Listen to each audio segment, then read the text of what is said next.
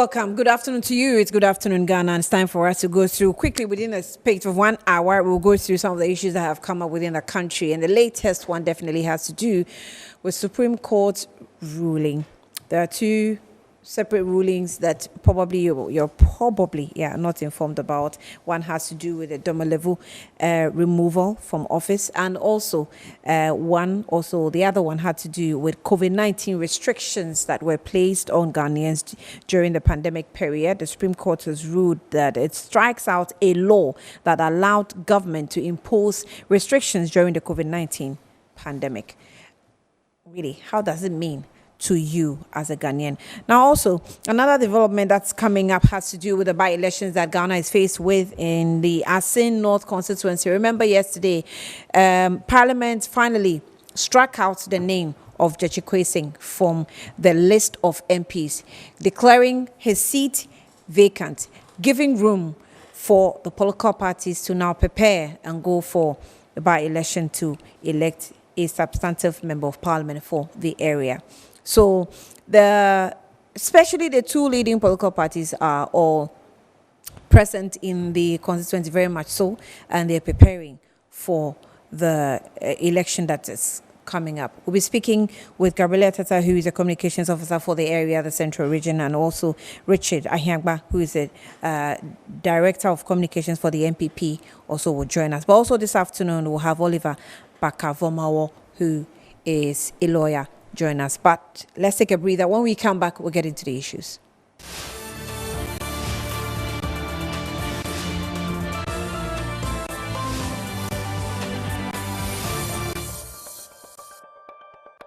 All right, you're welcome back to the program. It's Good Afternoon, Ghana, and earlier on introduced you to the topics of the day, the various rulings that's major two. Ruling from the Supreme Court today on the COVID-19 restrictions and also the dismissal of Domelevu. Let me welcome the guests in the studio with me, Oliver Baka-Vomawo, lawyer. Thank you for your time. Good afternoon to you. Thank you for having me. How's Ghana treating you? Ghana has always been good to me, so I'm happy to be here. That's it. Anyway, the other guest with me in the studio as well is Gabriela Teta, who is also the communications officer for the Central Region, representing the NDC, also with me. Thank you for coming. Good afternoon. Thank God you've changed your hairstyle. So we have Richard Ahiagba, who is the, I think your mic is off, who is the Director of Communications for the MPP, to join us in the discussion as and when we get there. But for now, I start straight. Let me get you to the Supreme Court ruling that's come up. Oliver, thank you again for your time.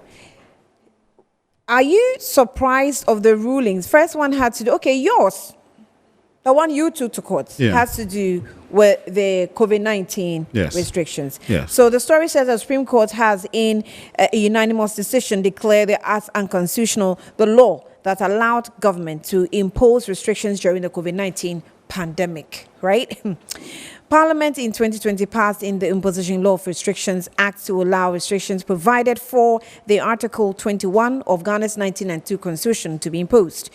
And the said constitutional provision allow restrictions to be put in place in the interest of the defense, public safety, public health, or the running of essential services on the movement of residents within Ghana of any person or persons generally, or any class of persons. That's the law I was trying to quote. So it says that this law allows government to issue various instruments while health authorities manage the COVID-19 pandemic. Let me cut it here because you're here. How did the ruling get to you? Were you expecting this outcome? I think that now in our republic, nobody goes to the Supreme Court expecting anything, to be honest. But we have always been clear from the beginning that even if it's just for posterity to record that there was at least an attempt to challenge this law, that is on record. So we are surprised that unanimously they agreed with us, which we think is important and enhances the rule of law generally. But let us remind ourselves what this is about.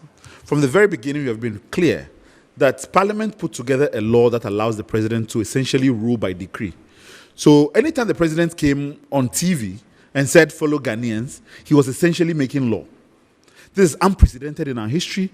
The powers under which the Constitution contemplates we could ever have this is in wartime, when we have declared a state of emergency, where there's an ability for us to suspend fundamental freedoms and human rights. Yeah. And that there's a regulated process. Parliament must be involved. It must be reviewed constantly. But what we did with the imposition of restrictions is that we sidestepped all of that and we gave the president essentially war powers in respect of the pandemic. And our fear has always been the potential of abuse. The nature and extent of our democracy is the expectation that presidential powers must always be limited. In particular, as it concerns this act, it does the opposite. It puts Parliament in a subservient position where the president assumes parliamentary powers and decides to act as he pleases. This has been the greatest source of fear for us as to what the dangers of we're lacking for what our republic would mean. So we are happy that eventually the Supreme Court agreed with us that the law was unconstitutional in terms of this power it gives the president to suspend our human rights. Unfortunately, much of it has been used within the COVID period. Yeah. And persons have been, I think one individual was at least jailed under that law. So many of our lives were disrupted because of it. But for us, the important victory is the posterity and what tomorrow looks like. The fear that somebody cannot come up under those powers, under anything. Because the nature of the law is that it was not only tied to the COVID-19 pandemic. It's like whenever the president so decides. And so we are happy that this law has eventually been overturned. So, from what you're saying, it obviously goes beyond just setting a precedence for next government authorities to follow through. Yeah.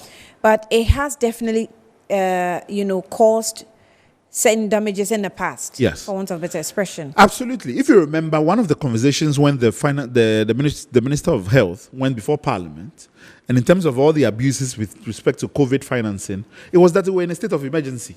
And so we could do essentially what we wanted. Yeah. And what we are saying is that law is not suspended in a period of emergencies. That law it is particularly in emergencies that law must act. If not, then we are in a situation whereby abuse is at its highest potential. So this for us is to restore the faith in law. That even in emergencies, what you do is that law that applies in emergencies must properly apply.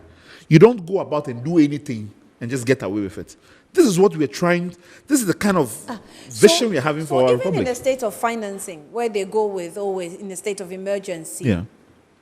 Yes. Someone can In actually fact, take that up. Yes, then. in fact, one of the things which I was afraid was going to happen was that if you're following the conversations around the DDEP, Yeah. or the negotiation of the bonds and whatever, our biggest fear was that this law allowed them to naturally take over people's bonds. Because essentially what it says is that it gives you the power to deal with emergencies in any form whatsoever. And what has been the argument? The argument is that we are in this economic mess because of COVID-19. So they could essentially tie it to COVID-19, to the Ukraine-Russia war, and say that government is entitled to seize people's bonds because of the law. That is the far-reaching nature of this law. It suspends every single right, whether it's the right to life, or the right to housing, the right to property. That is what we're fearing. And, even under law, in international law, there's a recognition that you can derogate from certain fundamental rights in times of war. Particularly because in times of war, it is really difficult for certain normal processes of the law to function. This elevates it even beyond that and creates a system where the president could not be checked. When we took this on, so many people told us, well, this is not a sexy thing. Nobody is talking about it. And he says it's particularly when the issues are not sexy. They are not ones in which it rouses media attention, that we as civil society need to be particularly vigilant as to how law operates and how it affects our lives. This is why this victory is important. Too many things running through my head. I'm really at a loss as to even which question should follow. No, I understand. I mean, it's one of the laws which have been under discussed. I mean, when the ruling came, I appreciated what has been ruled on, but with your further explanation, it makes me appreciate it better. Yeah. That then there are many, even by just the ruling of this case, there are many of these unconstitutional Absolutely. happenings within In fact, let me give you our an body example. politicking. You remember when, in the beginning of the country wanted to go on a demonstration, there was a whole conversation about the executive not allowing us to do the demonstration. Right. One of the justifications was, again, this law. Right. And we were saying that it was a test for whether or not the Constitution was still alive during the pandemic years. It's essentially a law that allowed the president to change, a man into a woman if he so desired. But that is the fear, and that's one of the things we have been worried about, that all politics aside, there are certain things which, by effect of transition into the 1992 era and a democracy that we have agreed not to do. To have an all-powerful president that could rule as if it was a military dictator. This law gave the president that powers. In fact, when we went to court, nobody had access to the instruments under which the impositions were being imposed. They weren't even at assembly press. They had to be printed off from the AG's department in the morning and gave to the court. Even the court did not have the law, but it was still law because of this act. These were the dangers we're facing with. So we are very extremely happy, and particularly I must acknowledge our lawyers, Justice Sai, Cletus Alenga, who had been first through this whole process. But also the various individuals. Yes, we brought 8 people together. The various individuals who joined Professor Tuya from the University of Ghana School of Law, Dr. Sena Day Tutu from the University of Ghana School of Law, Samson Anyanini, Golda Ado, Face the Country Conveners, Felicity Nelson and Benjamin Dako, and then our institutional arm, which is Democracy Hub and Democratic Accountability Lab.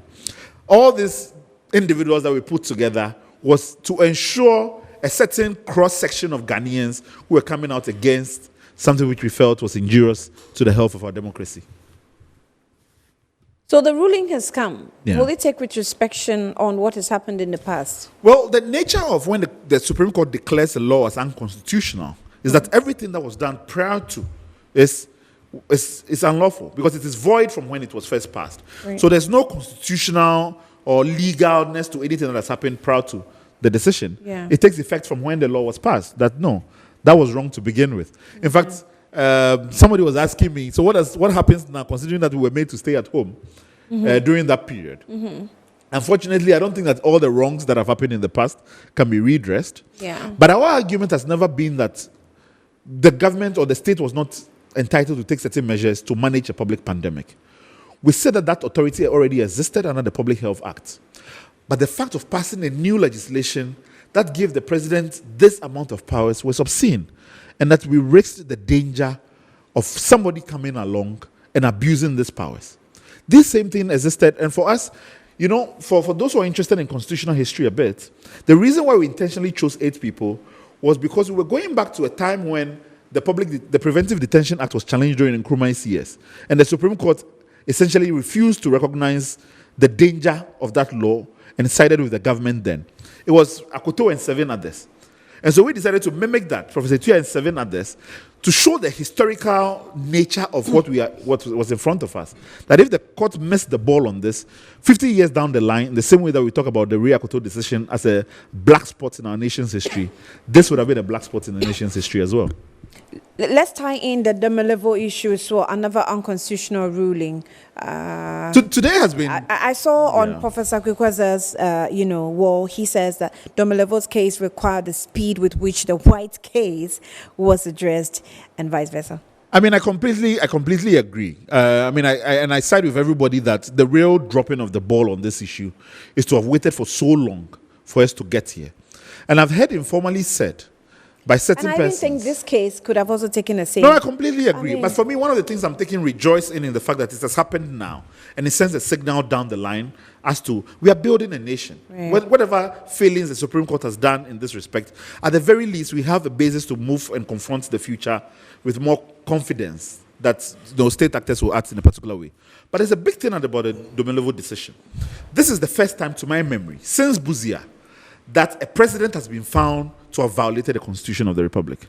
It has significant ramifications for us all. I mean, it's in certain serious. democracies, this would be a basis for impeachment. In certain democracies, the president would resign. Yeah, but why is it not this democracy? In this democracy? I have found that when I've been very isolated when I've talked about this democracy living up to the expectations of other democracies. And so I'm not going to go there. All I know is that this is significant for us as a people who are thinking of improving the health of our democracy.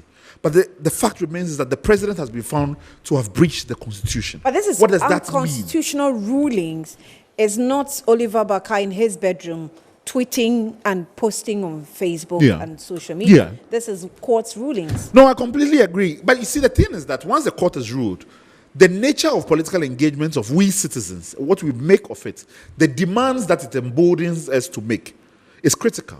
Now we have a ruling of the Supreme Court, the highest court of the land, has said the president acted unconstitutionally in asking Domolevo to proceed on leave, eventually leading to his removal. What this means is that the president has disrupted the functioning of one of the key institutions of our democracy. What does that mean to us as citizens? And what does it compel us to do? For me, in terms of my advocacy, it calls upon me to demand that this individual set aside as an example to office holders who are minded to breach the constitution flagrantly as he has done. I'm hoping that for the critical mass of Ghanaians, it means and resonates in the same way. I'm hoping for the minority in parliament and for the majority in parliament that it has meaning to the work they are doing, and whether or not they invoke the impeachment processes, that's up to them. But I know that when Nixon was found to have violated the Constitution, he stepped away, he resigned, while impeachment processes was ongoing. Yeah. Maybe we would have a Nixon one day, who knows? Maybe in the time of Oliver. Okay, so we spent quite some time on this, on the courts and its interpretations, and we're expecting the written ruling to come out in June. Yeah. When is it? 3rd June? Yeah. That's 3rd June. Yeah. Okay. Why? Let me ask this question. Maybe Yeah. because I'm not a lawyer. Let me understand. Why is it that every time rulings come out, we have to wait quite a period before the write-up comes out? Why? I don't know. I know, well, in history at least, that when it came to the 31st December case, this is when the MPP then challenged President Rawlings or the government then as to whether or not they should commemorate the 31st December anniversary because elected government had been overthrown. And the court heard the matter immediately because we were just a few days away from the celebration and ruled against the government and reserved its decisions for later because of the time factor. In this case, we have matters which have been in the court for almost 3 years. Yeah. There's no reason why they should be coming and giving us a decision now and suspending the rule, the full reasons till later. Yeah. Unfortunately, that is what is happening. I don't necessarily believe in the practice, unless, of course, there's an emergency and the court held the decision in view of that emergency. I was probably giving in the benefit of the doubt, thinking it could be administrative. Well, there's definitely surely administrative reasons. To be honest, the Supreme Court is overwhelmed. We have one of the few Supreme Courts that every matter ends up in the Supreme Court.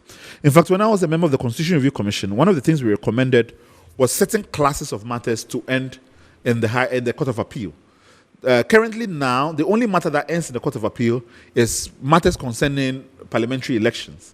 Outside of that, everything goes to the Supreme Court. Right. So there's an overwhelming aspect of it. Okay. But it was also one of the largest Supreme Courts ever. You know, the president has appointed almost everybody onto the Supreme Court. And we are one of the largest, as it is. And so you hope that would balance it in some way. That's unfair. The president has not appointed everybody onto the Supreme Court. Everybody on the Supreme Court now comes from the president.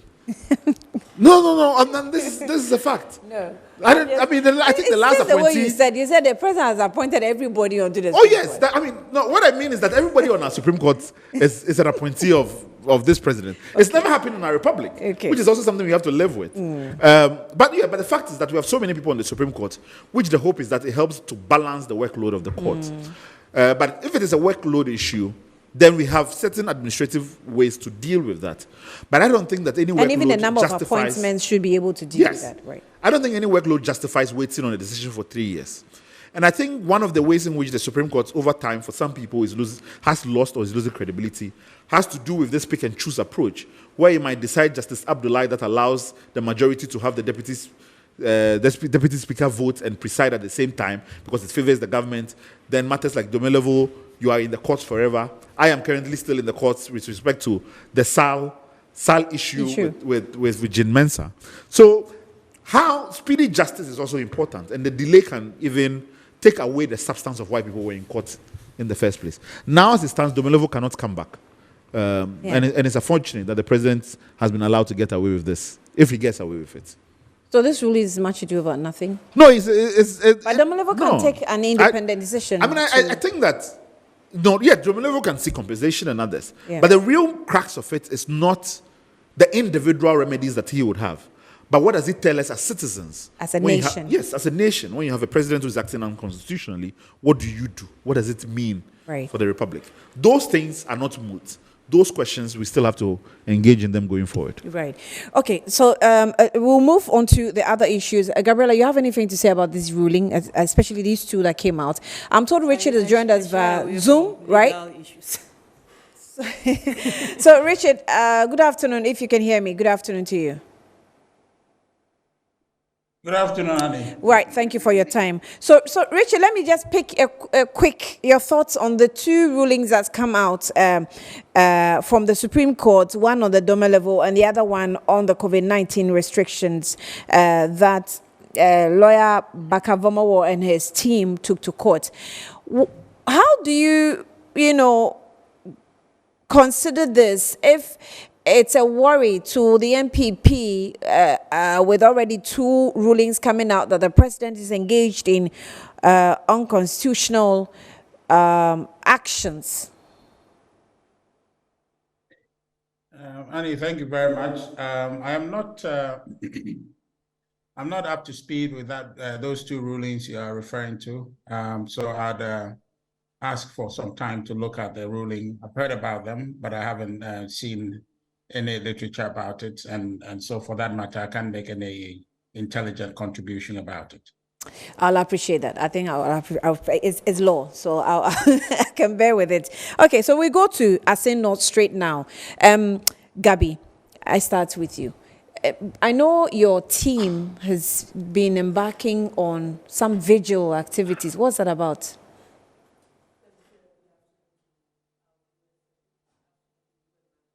Your mic is on? It's on. Okay, her mic is on. Please check. It wasn't our team that went on the vigil. It was the indigents of Asin North constituency. Oh, it wasn't NDC supporters? It was the indigents of Asin North constituency. Oh, okay. Who went on a vigil in solidarity with their member of parliament who had faced tremendous persecution by the incumbent NPP administration. From the time that this gentleman went into parliament, before he was even sworn as a parliamentarian, there had been a whole agenda to exit him out. You remember very well the day of the speaker's election, how they went to court to seek an injunction to have him thrown out at such late hour. And subsequent to that, there had been earlier attempts to make sure that he didn't even get to parliament. And for some strange reason, the NPP administration since January 6th has been on a witch hunt to ensure that the people of Asin North do not have a representative in parliament, even though they went to the polls and they chose a member of parliament to represent them.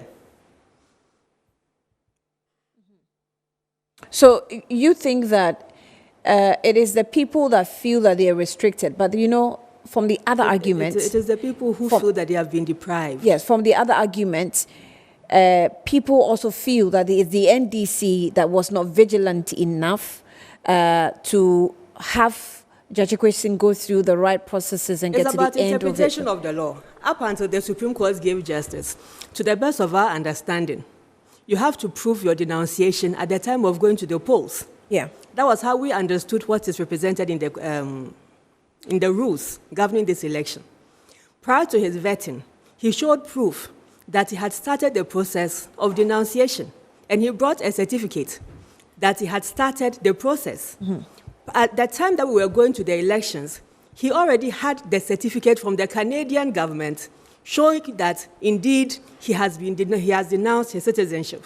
So to the best of the NDC's knowledge, we took a candidate who was 100% Ghanaian to the polls. Let me find out if the COVID period or its activities affected that process. And did he make it clear? I'm hearing that he actually told the courts or something of that nature. Did he? He did. And that was the time that there were global restrictions. Okay, yeah. A lot of countries had lockdowns, and so general bureaucratic administration in Canada had also come to a slow halt.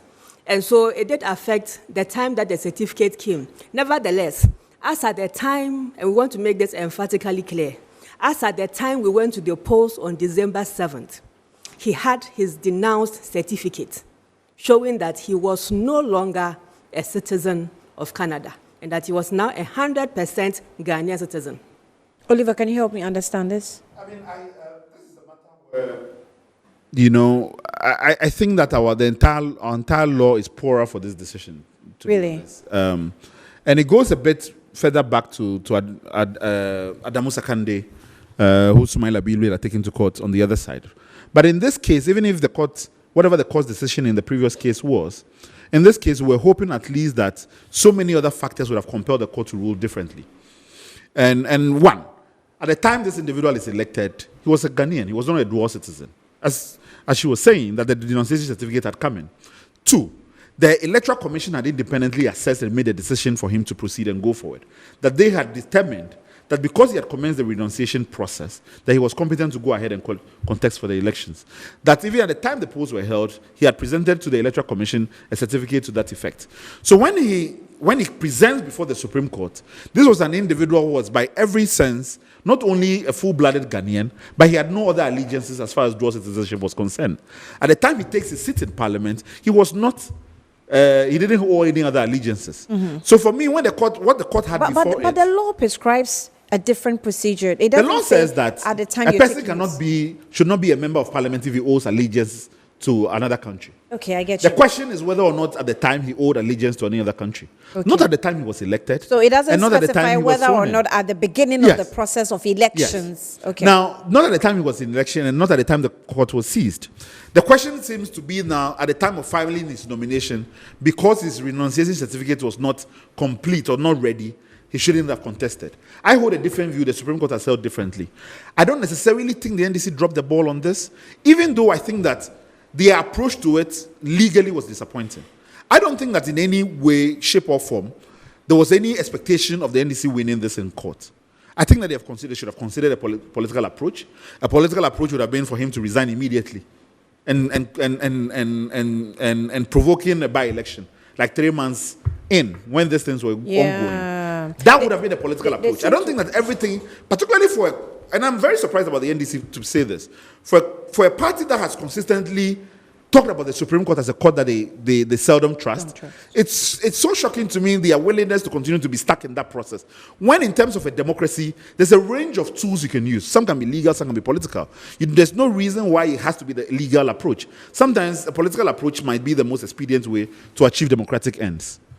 As much as I respect that contribution, let me also make it clear that the case did not start from the Supreme Court. We started from the High Court. And we were of the view that we were going to win it because for us, the evidence was clear that as at going into the elections, he was no longer a dual citizen. Compared to this comparison with Honorable Akande and co, they had their dual citizenship whilst we were sitting in Parliament. Sakande. Yeah. He had his dual citizenship whilst he was sitting in Parliament. This one denounced it even as at the time of going for the election, as at the time that he was sworn in as a member of Parliament, he was no longer holding those allegiances. Let me get to Richard. My producer has communicated something very interesting to me. But Richard, let me hear from you. So you have open nominations. Yes, you've opened nominations as a party for people to pick forms and contest, right? How far have you gone with it?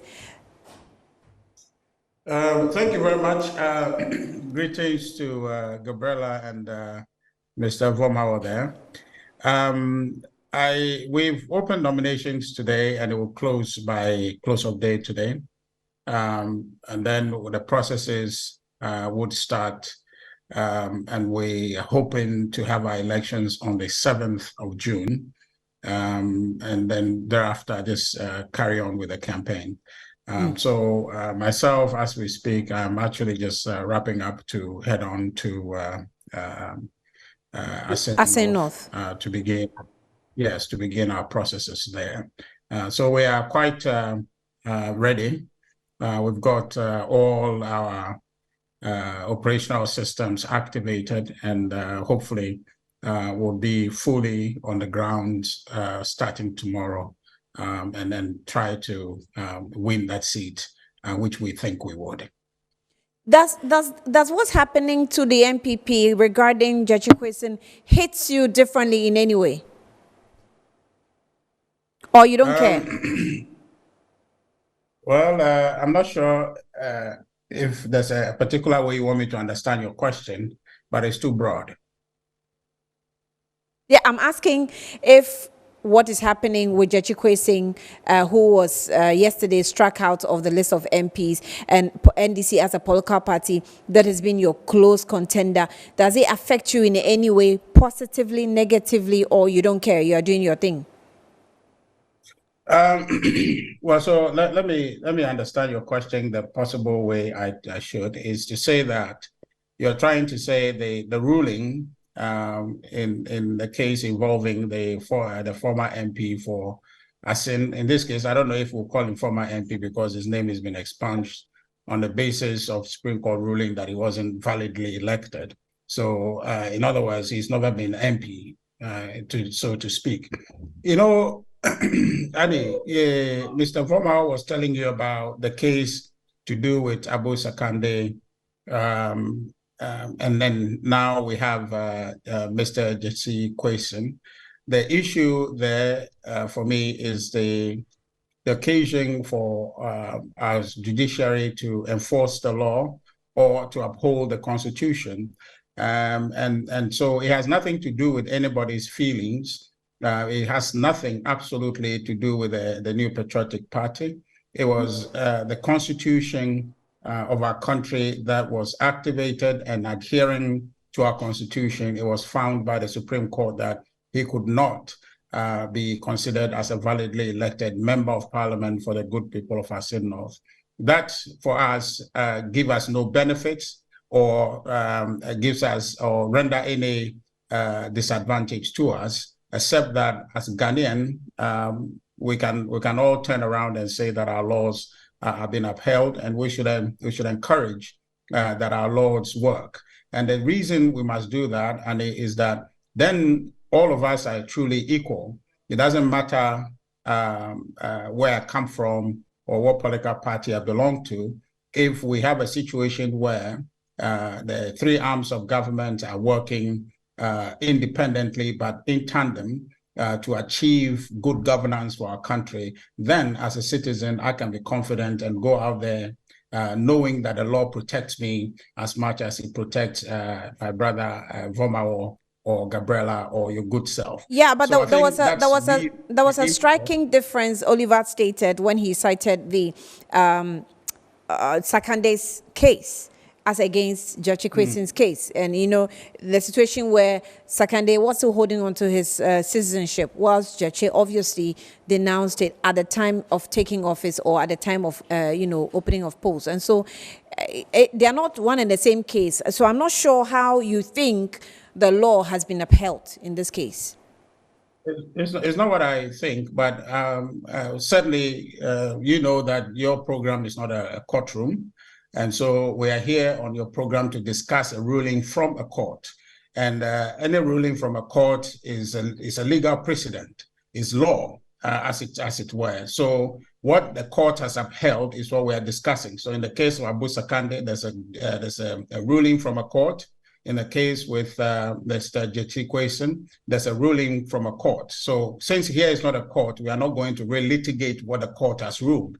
We're only discussing, and the evidence, or more or less the import of my statement to you, is that we have a situation where the courts have independently looked at our laws vis-a-vis an individual who may be deemed to be to have infracted the law, and considered in that ruling to say that yes, they are guilty or are not guilty. So that ruling is what I'm saying, that the process through which all of us as citizens can see that our laws are being upheld independently, okay, and our judiciary is working in that fashion to ensure it doesn't matter who is involved and can reach a ruling that upholds our laws, gives me comfort as a citizen. So it's not a question of what obtained in Abu Sakande's case, insofar as the court have reasonable evidence. And my brother Bobawo is a lawyer and knows that in court they deal with evidence, unless that has changed recently. And if that hasn't changed and the court still operates on the basis of evidence, then we can be confident to say that the ruling that has come out dealt with evidence, and the evidence did not favor our brother Jechi Kwesing, hence the ruling. And so my message is that as a Ghanaian and as a citizen, I take that with great comfort to say our laws are working, and we should all encourage our judicial system to work impartially in those sense. The question, I think, I just want to veer off briefly to what Voma said about the NDC not trusting the Supreme Court. Actually, the NDC trusts the Supreme Court. They only pretend not to trust the Supreme Court because you remember in the 2020 petition that they went about lambasting and besmirching the character and the image of the Supreme Court, saying that they have been mistreated. But then in their closets, they admit that they didn't have any evidence to be able to even win the case. And now, so Annie, I submit to you that if you go to a court and you going into the case knows you don't have any evidence, and you know the court deals with evidence, and you go to that court and lose your case, and then you come out to tell people that you have been mistreated and you know you don't have any evidence. Today, we know that the NDC knows that they lost that case, except they were pretending to all of us and to their membership to suggest that they have been mistreated, but in their closet, they know, because their general secretary admitted and confessed to it, that going into that case, they didn't have any evidence. And so the Supreme Court was right in ruling in 2021 to say that the NDC had no case, and they did so unanimously. And the NDC themselves have come to reinforce that Supreme Court ruling. So they trust the Supreme Court. The only thing is that they want us to believe they don't trust it. So they keep going there. If they have the evidence and they trust that the evidence will hold out in court, they will keep going, except that they don't have evidence in the case involving our brother. And I want to just conclude by saying that the New Patriotic Party takes no joy in the matter, except that what we can all say is that our laws are being upheld. Even as we speak now, I'm sure Mr. Voma probably knows a bit more about this as well. The efforts that is ongoing in Parliament, from my understanding, is bipartisan support. The bill enjoys bipartisan support, trying to repeal Article 94 2A as something that, as a matter of fact, I think that should be looked at, but of course, must be on the basis of bipartisan support. So nothing is done untoward. And I think that is the conversation we have to have here. And in a sense, we're going to have to explain to people. The NDC, Gabriela, I hear they are saying a lot of things on the ground. They are miseducating the people, inciting the people as though that the New Patriotic Party has any particular interest in that, in trying to remove the member of parliament for a sin of. No, we don't have any interest. If we have any interest, Annie, it is the interest that our constitution must be respected. And I think that that's a common interest. The NDC, just as us, wants our constitution to be adhered to. And so if that is the standard, then I think that the NDC does have a case. But if you say you don't have any interest, then you must as well abandon the election in the area. You have an interest. What are you talking about, Annie? You have an interest in winning the seat, don't you? No, we are talking about the case. Those are two different things. Okay. I'm talking about the case, not the election. That's what election, as a political party, how can we not have interest in election? We're going to an election. We contested that election in 2020. It is the case I'm speaking about that we have no interest in saying that he stays in parliament or not. But what happened is that the law finds his election to be invalid. And on the basis of that, a by-election is forced on us. And as a political party, we want to contest and win that election, which is why we're preparing to go to a send-off. But the point I just want to make simply is that it is time we stop the miseducation of people to create the impression that the New Patriotic Party had any particular interest in removing from parliament. We didn't write the constitution just yesterday. We didn't write the constitution after Mr. Jesse Question's election to insert Article 94 2A in there for him to be cited for its infraction. It has been there. And it's been enforced in the case of Adamu Sakande, and it's enforced in his case. So we just have to, as a citizens, ensure that our laws. Right. I think that point has been made. Let me allow. Hold on there. Let me allow Gabi to respond to. Says that they don't have any interest. It was the LPP who took the issue to court. No, he has separated the court case from the seat or the constituency. It was their director legal. What's his name? Mr. Frank Davis. Frank Davis, yes. Is he a member of the NDC? No, he's the director of legal for the MPP. So the MPP had an interest. The MPP deliberately wanted this seat, but the mistake the MPP has made is that, you see, in 2016, the NPP lost the seat by 15,000 votes. Mm-hmm. We had about 10,000, a little over 10,000 in that election. In 2020, we increased it to 17,000. Mm-hmm. And they got 14,000. That means that we cleared the 5,000 deficit from 2016 and topped up, making 7,000 new votes. So if they think that we are going into Ase North constituency and it's under Kumewu for them, then I'm sorry to inform the LPP that you are in for a really big battle in Ase North. We are not giving up Gyekye Quayson easily. We are not giving up that seat easily. And thereby fielding Gyekye Quayson again. We will field him again. And if the LPP attempts any more machinations against this gentleman, I will personally take it upon myself as a mission and tell the people of Ghana that the NPP has a personal agenda to show wickedness against this individual. Because I don't think that you can pair, I don't think that one individual... But that campaign won't fly. No, I don't think that one individual can go through as much as this poor gentleman has had to endure since he came to Ghana to come and represent his people in Ase North. But on a lighter note, if I and let me finish. If I line up the things he has done in the constituency, he's I have an issue with this whole thing. Because here's the case that as a country, you are somebody who lives outside Ghana, am I right? Or you're educated? Oh. So now you are now locked here. Oh, yeah, But for some time, you were out of this country. And consistently, the country keeps making references to people like you to come back and help us to develop. Am I lying? So if somebody in Canada decides that my people are not well represented in Ase North, let me leave Canada and come to Ghana and contribute my share. For me, this is the perfect picture